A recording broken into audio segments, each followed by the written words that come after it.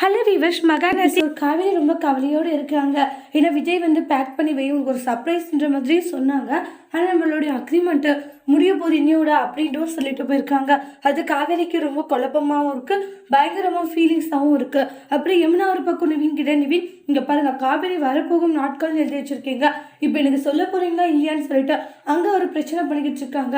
இதுக்காக இந்த அளவுக்கு பிரச்சனை பண்ணிட்டு இருக்கா, நான் சொல்றத கேளு யமுனான்றாங்க.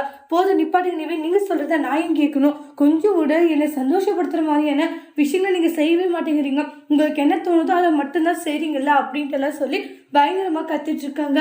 போதும் நிறுத்த, இப்படியெல்லாம் பேசிட்டு இருக்காத, நான் இப்படிதான் பேசுவேன், நான் இப்படிதான் நடந்துப்பேன் அப்படின்ட்டு எல்லாம் சொல்லி மாறி மாறி ஆர்குமெண்டா பண்ணிக்கிட்டு இருக்காங்க. யமுனா இப்ப சொல்ல போறீங்களா இல்லையா? நான் அதை கிழிச்சு கூட போட்டுறேன் யமுனா, அந்த டாபிக் எடுக்காத. ஓ, அப்படி கிழிச்சு கூட போடுவீங்களே தவிர அதுக்கான ரீசனை சொல்ல மாட்டீங்களான்னு வாங்க.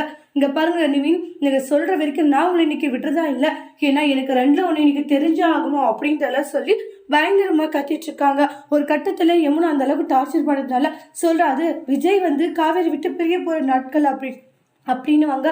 கேட்டவுடனே யமுனாக்கு பயங்கர ஷாக்கிங்கா இருக்கு. என்ன சொல்லிட்டு இருக்கீங்க? விஜய் மாமா காவேரிக்கா விட்டு பெரிய நாட்களா? ஆமான்ட்டு அதுக்கான ஸ்டோரி எல்லாமே சொல்றாங்க. அவங்க ரெண்டு பேருமே அக்ரிமெண்ட் கல்யாணம் தான் பண்ணிக்கினாங்க, அவங்க பிரியவும் போறாங்க அப்படின்ட்டு எல்லா உண்மைகளுமே சொல்றாங்க. கேட்டுட்டு பயங்கர அதிர்ச்சியில் இருக்காங்க.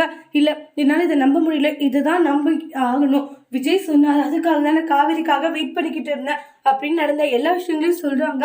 அக்காவை அந்த அளவுக்கு நேசிக்கிற அவரு, ஆனா இப்ப என்னடனா அக்காவை வந்து இப்படி அவர் தூக்கி போடுற அளவுக்கு வந்துட்டாரா அப்படின்ட்டு எல்லாம் சொல்லி ஃபீல் பண்றாங்க. காவேரி அக்கா சந்தோஷமா இருக்கான்ல நினைச்சிட்டு இருந்தேன், ஆனா இப்ப அவ இந்த அளவுக்கு கஷ்டங்களை அனுபவிச்சுட்டு இருக்காளா? ஏன் விஜய் மாமா இப்படி ஒரு முடிவு எடுத்தாரோ அப்படின்ட்டு எல்லாம் சொல்லி யமுனா ரொம்ப ரொம்ப கவலையோடு இருந்துகிட்டு இருக்காங்க. அதுக்கப்புறம் யமுனாவுக்கு என்ன பண்ணுறதுன்னு தெரியல, பயங்கர ஃபீலிங்ஸில் இருக்காங்க. அப்புறம் நெக்ஸ்ட் பார்த்தீங்கன்னா உடனே யமுனா வந்து அம்மா கிட்ட சொல்லி அவங்க இந்த விஷயத்தன்னு சொல்லிட்டு அங்கேருந்து ரொம்ப பதறத்தோடு கிளம்புறாங்க. கங்காவுக்கு கால் பண்ணுறாங்க, எங்க வண்டி ஒரு மணி பாட்டிங்க. யமுனா கால் பண்ணுறா, சொல்லிடு யமுனா என்ன விஷயம்? அக்கா எங்கக்கா இருக்க? நானும் அம்மாவும் வெளியே போயிட்டு இருக்கோம். அக்கா அம்மா எங்க இருக்காங்க? வீட்டில். நீ வீட்டுக்கு உடனே வாக்காடுவாங்க. என்னடி ஆச்சு இவ்வளோ டென்ஷனாக பேசுகிறேன்? நிவின் வரா? அவரெல்லாம் வரல அக்கா, நான் மட்டும்தான். நீ வீட்டுக்கு வாக்கா, மாமாவை கூட்டிகிட்டு வா, வீட்டில் பேசிக்கலான்னு ஃபோன் வைக்கிறாங்க. எங்க அவள் ஏதோ டென்ஷனாக பேசுகிறா, வீட்டுக்கு வாண்டுற மாதிரி சொல்கிறா, சரி நடுங்க வீட்டுக்கு போகலாம் அப்படின்ட்டு கங்காவும் பதட்டத்தோடு கிளம்புறாங்க. அப்புறம் விஜய் வந்து காவேரி எல்லாம் பேக் பண்ணிட்டே காவேரின்றாங்க. ஏன்னா இங்கே போக வேண்டிய நேரம் வந்துடுச்சு அப்படின்ற மாதிரி சொல்லுவாங்க.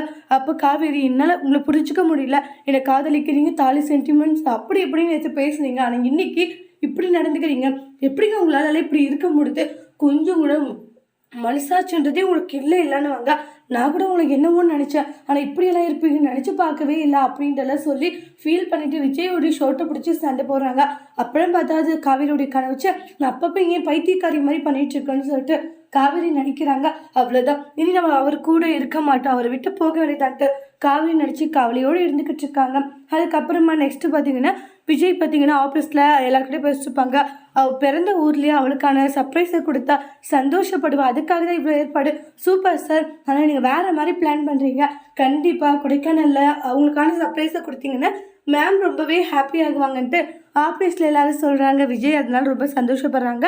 அதோட இந்த எபிசோட் முடிச்சிருக்காங்க. தேங்க்யூ.